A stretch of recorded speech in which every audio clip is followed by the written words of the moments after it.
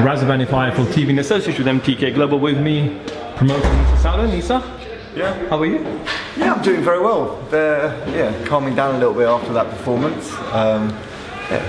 Edge of your seat kind of stuff. We're here, obviously. Your fighter, Zach Parker, put on an emphatic performance, emphatic finish. He's now the new WBO International Super Middleweight Champion of the world. Did you expect him to finish it so amazing at the end? I think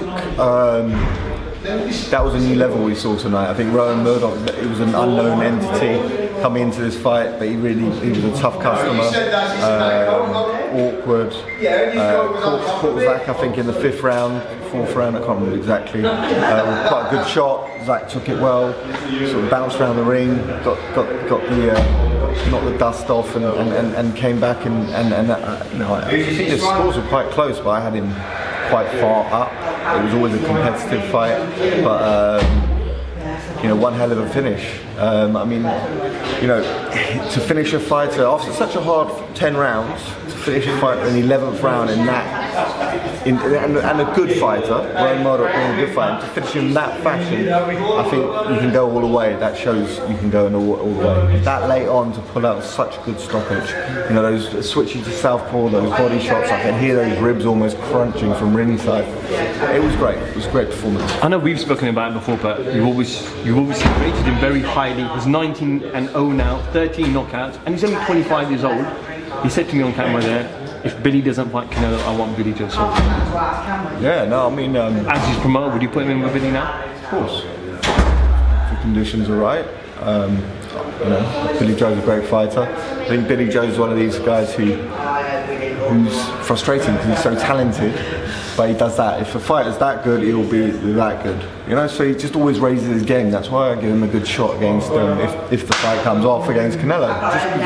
He just does enough. He's one of those guys, but he's let's see. If that fight comes, that fight comes.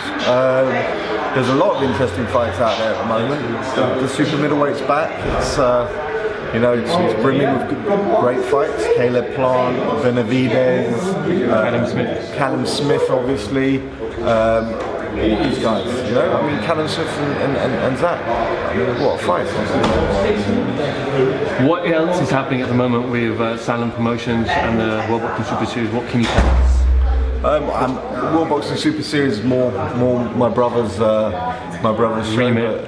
He is, they're gearing up for the final, obviously, in Riga on the 21st of March. Very interesting matchup from a fan's point of view. I can't call it. Dortskov is always dangerous, and then you've got Bradis who almost beat Usyk. I had it down to that last round, and I think Usyk just nicked that round. And then with Sauerland, we've got obviously Filip Hrgovic announcing very soon on his next fight, and then we have Abbas Barao, who's making an announcement next week on his next fight. It'll be 4th of April in Hamburg, Germany, where we have our next show over there. Just lots of stuff going on. We've got a very good announcement on Abbas. Actually, he's got a new trainer, actually a UK trainer, very good trainer, but that will come out next week as well. It'll be a really good link up because Abbas is a serious talent. We're going busy again now.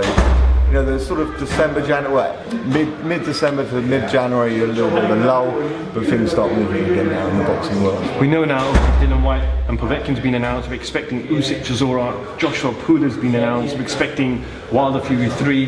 Where does Filip Hrgovic fit in the current heavyweight scene? I mean, it's biding your time, really. That's. If you look at the WBC route, I think Dillian will be mandatory in 2021, so he has to wait. I think Wilder, Fury, do you want to see a third one? I don't know. I don't think Wilder doesn't deserve it. I think he's a great heavyweight champ, but it was a one-sided beatdown, and I think Wilder should go off and sort of rethink his whole strategy. I think a lot of people, there's been a lot of stick about Mark Braylon as well. I mean, the guy did a great job stopping that fight, in my opinion. And so I'm going off on a tangent now. You guys just whack a camera in my face. I'm suddenly talking about. I'm suddenly talking about Deontay Wilder. What was the original question? Philip Hergovich. Philip is, he's training in Miami at the moment. This will, was it his 10th or 11th fight? I think it's the 11th fight. He's obviously highly ranked in a lot of the governing bodies, but WBC route is taken up. WBA is who's WBA? Well, it was Joshua as a super champ, and then Trevor Bryant against Emmanuel Char. Don King won the purse bids. Can't see that fight happening for $2 million, but maybe it will, maybe it won't. And then you got the WBO, which is U6 mandatory. Yeah, exactly. U6 the mandatory there. Well, that's if he comes to Chisora, obviously, as well. Yeah, I don't think that's. I guess Derek will go in as the underdog. People might think I'm completely nuts for saying this, but I think Derek's got a chance. I wouldn't write him off. Usyk's a great fighter, but I think let's see. He didn't look that good in his first heavyweight fight. That's what I'm saying. And that kind of footwork. When you put on that weight, it's hard to keep. I think it's been 18 months or maybe more since the final. It was July. So yeah, almost 2 years. Yeah. In July, almost 2 years. He's fought once at heavyweight. And that was against really not a big heavyweight like Chisora. No, exactly. Chisora's a lump. Let's see. It'll be an interesting fight. The heavyweight division's mad at the moment. I love it. I forgot to mention Joe Joyce and Dubois as well. It's a great fight. I mean, for me, it's shocking that Joe Joyce is. I checked on the odds, 4-1, just to win. I mean, that's crazy for me. That's crazy. And I'm not saying I'm going either way. I see it as a 50-50 fight. I think Dubois is a great fighter. I think against Gorman, that was his coming of age fight. He looked great. I understand that Gorman sort of had his problems outside of the ring, and maybe wasn't as well prepared because he's a very good fighter as well. I put 4-1 on Joyce. That's good odds. How are you celebrating tonight?